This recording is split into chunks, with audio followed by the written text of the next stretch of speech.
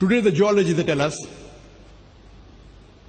the earth, the radius of the earth on which we live is about 3,750 miles.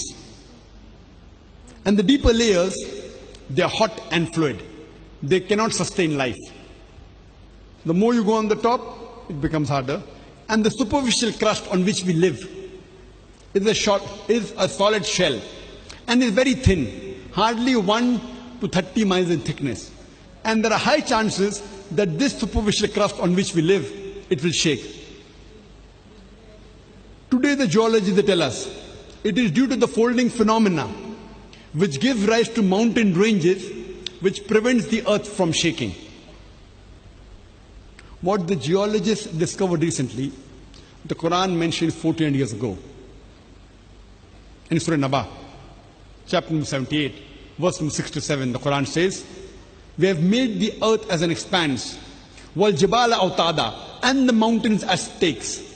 The Arabic word used is autad, meaning tent pegs, meaning stakes. And when we see a tent peg, it's hammered into the ground. Only a small portion is above the ground. The major portion is deep underground. So the Quran says the mountains are like tent pegs. And today science tells us that the mountain has got roots which go deep underground. What we see on top of the ground is only a small portion. It's like a tip of an iceberg. When we see the iceberg floating, the portion above the water is hardly 10%. 90% is below water. Similarly, the mountain that we see on top of the earth is a small portion. The major portion is deep underground. The Quran mentions in Surah Yashia, chapter 88, verse number 19, as well as Surah Naziyat, chapter number 79, verse number 32, that we have placed on the earth mountains standing firm.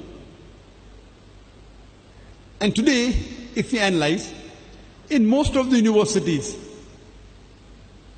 in the subject of geology, the main guidebook for subject of geology is a book by the name The Earth.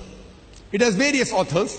One of the authors' name is Dr. Frank Press, who was previously the president of the Academy of Sciences of USA and was also the science advisor to the ex-president of USA, Jimmy Carter. He mentioned in this book about the function of the mountains, and he draws the mountain and shows that the mountains have got deep roots. They are wedge-shaped and go deep underground, just like a tent peg. And Dr. Frank Press says that the function of the mountain is to prevent the earth from shaking. And this is exactly what is mentioned in the Quran 1400 years ago. In Surah Anbiya, chapter number 21, verse number 31. In Surah Nahl, chapter number 16, verse number 15. That we have placed on the earth mountains standing firm, lest it would shake with you. So the Quran specifies the function of the mountain to prevent the earth from shaking, which Dr. Frank Press has mentioned a few decades earlier. Imagine what the scientists have discovered recently, Quran has mentioned 14 years ago. In the field of oceanology, Quran says in Surah Furqan, chapter number 25, verse 53, that it is He who has let free two bodies of flowing water, one sweet and palatable, the other salty and bitter. Though they meet, they do not mix. There is a barrier which is forbidden to be trespassed.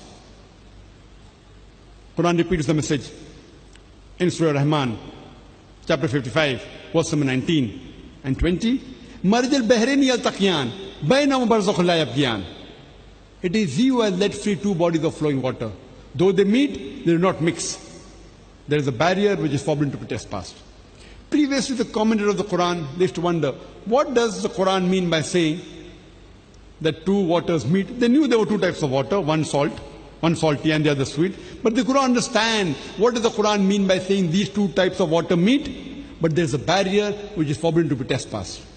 After science advance, we have come to know recently that whenever one type of water flows into the other type of water, whenever salt water flows into the sweet water, it loses its constituents and gets homogenized into the water it flows. This transitional homogenizing area, this area today scientists call as transitional homogenizing area, this Quran refers to as barzakh, an unseen barrier.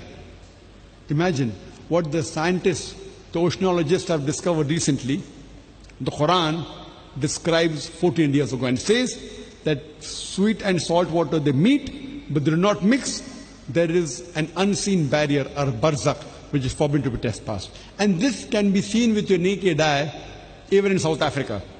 If you go to the southernmost tip of South Africa in Cape Town, and you go to the Cape Point, or the Cape of Good Hope, you find the two types of waters meet, the salt and the sweet water, and you can see the barrier with your own eyes. They meet, but they do not mix. The similar phenomena can be seen in Egypt, when River Nile flows into the Mediterranean Sea, when the sweet water falls into the salty water. And the best example is the Gulf Stream. It starts from the Gulf of Mexico, passes on the east coast of North America, goes eastward towards the west coast of Europe. It travels for thousands of miles. And if you're traveling in a ship and pick up water from one side and pick up water from the other side, you'll find that one water is sweet, the other is salty. Even the temperatures between these two water differs. Let's discuss the subject of biology. The Quran says in Surah Anbiya, chapter number 21, verse number 30, وَجَعَلْنَا مِنَ الْمَاءِ كُلَّ شَيْءٍ حَيٍّ أَفَلَا يُؤْمِنُونَ. We have created every living thing from water. Will you not then believe? Imagine in the deserts of Arabia, 1400 years ago, the Quran says every living thing is made from water. Who could have believed in it? It sounds like a fairy tale. In the deserts of Arabia, where there was scarcity of water, the Quran says every living thing is made from water. Today, after science advance, we have come to know that the basic unit of every living creature, it is the cell. And the cell contains cytoplasm, which contains about 80% water.